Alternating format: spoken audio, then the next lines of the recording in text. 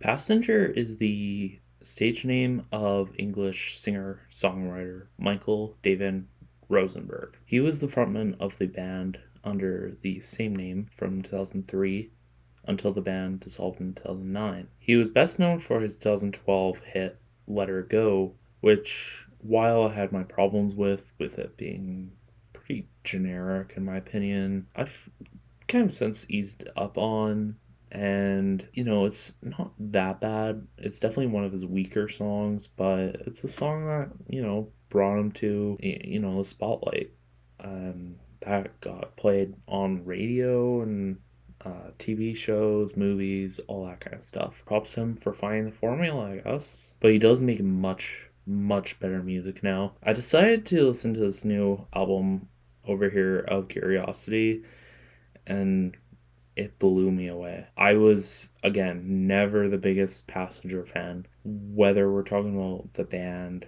or the solo artist. I was never a huge fan of his folk approach. I think it was mostly down to his voice, but even his voice here, I think it's absolutely great. While there's still points here where Michael's voice can get overwhelming on some tracks, the lyricism and the all around production really makes up for it. From the Damien Rice-esque folk vibe on the first track, Sword from the Stone, I knew this album was going to be well put together. The tracks just flow so well together from first to last, in my opinion. There is definitely a few weird choices to, sandwich a ballad in between kind of really, heavier songs, but it's a folk album. It's not going to be like a heavy metal album. It's a folk album. It's just strumming guitars. I never realized how good Passenger's higher register was. It was really nice and really refreshing to hear that side of his voice, I guess. Tip of my tongue brought an Elliott Smith vibe, especially the main guitar and piano riff, which I thought was reminiscent of Waltz Number 2 by Elliott Smith, which is definitely one of my favorite songs by him. It's an Elliott Smith essential, for sure. What You're Waiting For has some sort of a Heartland rock vibe to it, kind of like a Tom Petty thing going on. Great harmonies from Passenger and company. Great guitar leads as well. There's some great guitar leads scattered all around here that I'll talk about a bit later too. Chorused, reverbed out guitar leads. There's even a slide guitar in one of the later tracks, which is pretty awesome. Some pretty bluesy guitar work from Passenger and whoever else is taking guitar duty on this album. That I Love You is a more stripped down acoustic song with Passenger's vocals in the spotlight here. While it's probably one of my least favorite songs on the album, it's definitely a nice, calming, sweet song, which doesn't provide really too much substance outside of that, but it's definitely a pretty good ballad, I would say, for what it is. Remember to Forget is probably one of my favorite songs on this album, and definitely one I would say you have to check out. I absolutely love this chord progression and melody. I think it worked very well for a folk song like this. There's also some great chorused out guitars, like I mentioned earlier. Sandstorm is another stripped down song which has a great atmospheric vibe, but it also adds horns later on. These horns, again, a mainstay on the album. These horns, they sound great and they add so much emotion to the song. There's also some great percussion, some great harmony in the background of this track, which adds a nice emotional push to the back half of the song. The title track is a more upbeat song here with a beautiful chord progression.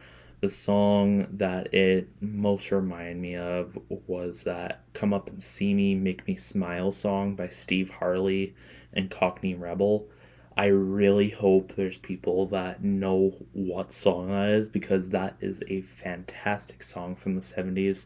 If you don't know that song, I'll put in the description, but just search it up for yourselves because it's a great song. Very underrated. But this song definitely reminded me of that song, and that's a huge compliment because that track is so fun. Yeah, I think this track is another highlight. Definitely one of my favorite songs. Suzanne is yet another stripped down song with beautiful, lush strings.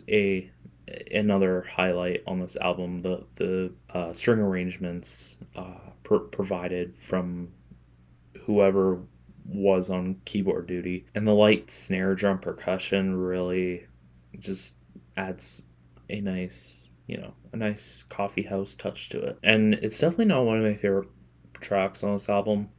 I would say somewhere in the middle, but it's definitely a track worth many listens, I would say. Nothing Aches Like a Broken Heart features some beautiful slide guitar work and is a very emotional song with that Elliott Smith vibe coming back. The harmonies and the verses are very beautiful.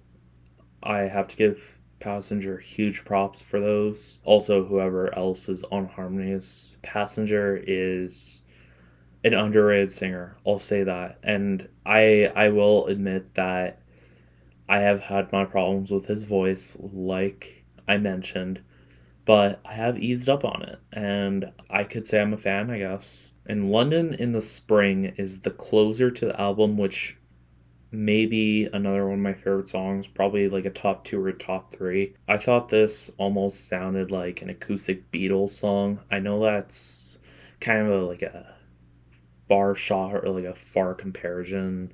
Compare this to something like She's Leaving Home with those strings. Like I know I'm making myself sound really redundant here, but those strings, they sound so good. I absolutely love how they sound. It's really a beautiful song that I'd strongly recommend you to listen to. And it's a beautiful way to close this album. Overall, I honestly wasn't expecting that much from this, but I just, got really curious. And thank God for my curiosity because, again, it blew me away.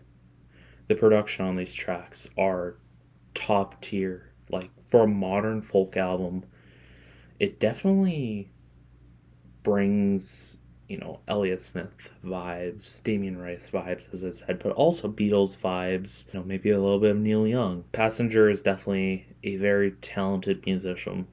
I cannot wait to hear more of what he has to offer. And I will definitely check out anything else that he releases, like, very quickly because this thing has made me so curious, so very curious, so very excited for his music. Now I'm gonna have to give this album a solid 9 out of 10.